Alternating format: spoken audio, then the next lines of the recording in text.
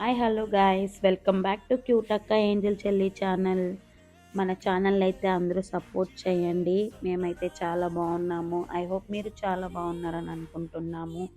ఇప్పుడు వచ్చే ఫీవర్స్ అయితే బాగాలేవు, వర్షాలు కూడా ఎక్కువగా పడుతున్నాయి. హెల్త్ గురించి కాన్సన్ట్రేట్ చేయండి.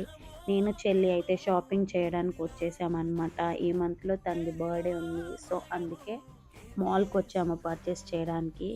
ఇక్కడైతే లక్ష్మీ అమ్మవారిని చాలా బాగా తయారు చేశారు, చూడడానికి చాలా బాగుంది.